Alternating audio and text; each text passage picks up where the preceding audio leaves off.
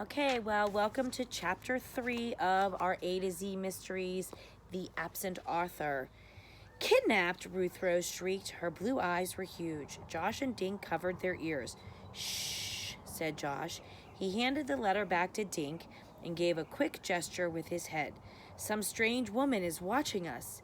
Dink had noticed the woman earlier. She'd been sitting in the back of the book nook. She's coming over here, Ruth Rose said. The woman had brown hair up in a neat bun.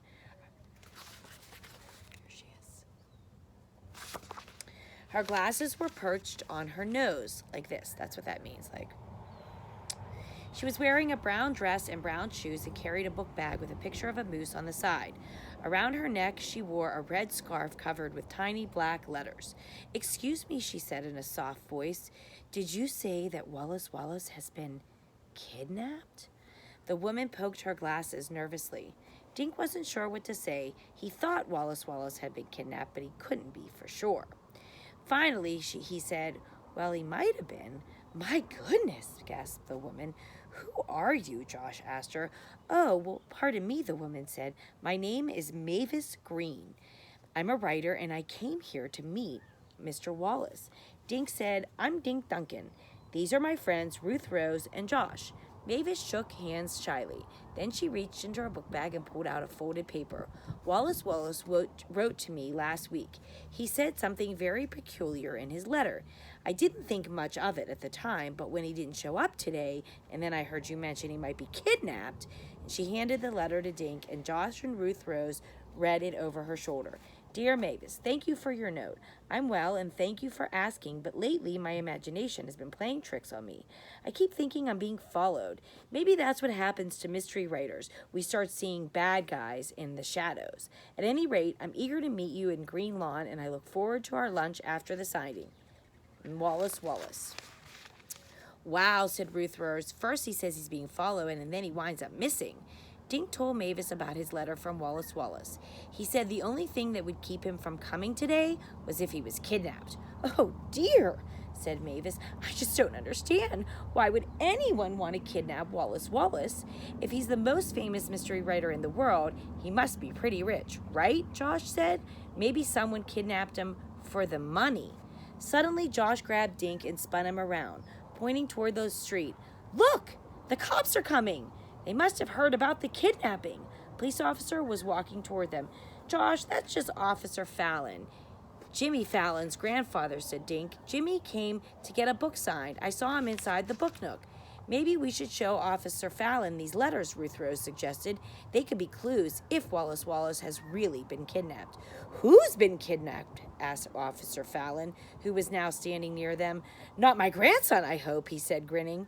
Dink showed Officer Fallon the 2 letters. "We think Wallace Wallace might have been kidnapped," he said. "He promised he'd come to sign books, but he isn't here."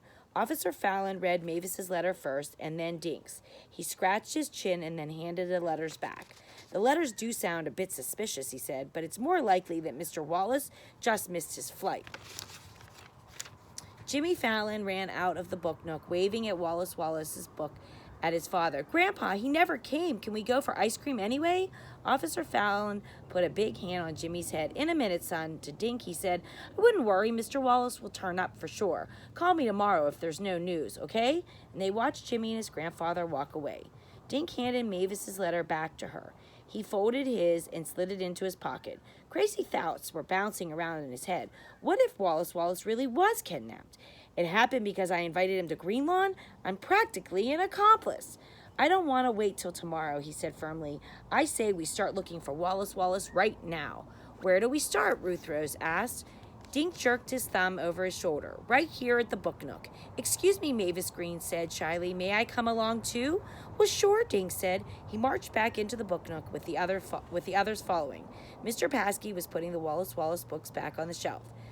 He looked even more nervous than before. "Excuse me, Mr. Paskey," Dink said. "Have you heard from Wallace Wallace?" Mr. Paskey's hand shot up to his bow tie. "Well, no, Dink, not a word."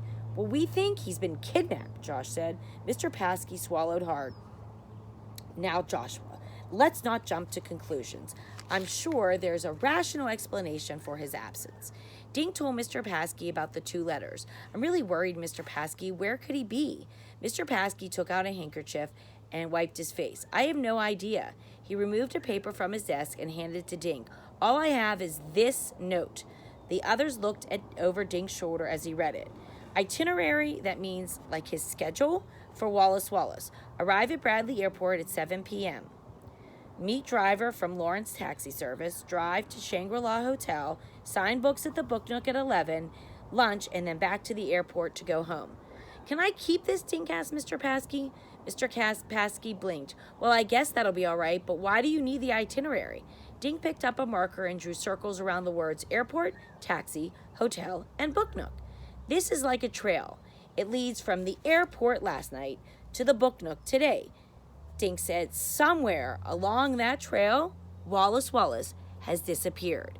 Dink stared at the itinerary, and we are going to find him. All right, so that was chapter 3. I will read chapter 4 on Sunday night for Monday, or actually probably Monday night into Tuesday. So have a great weekend. I hope you enjoyed the first 3 chapters of A to Z Mysteries, The Absent Author, and I will see you later. Have a great weekend. Later, Gators.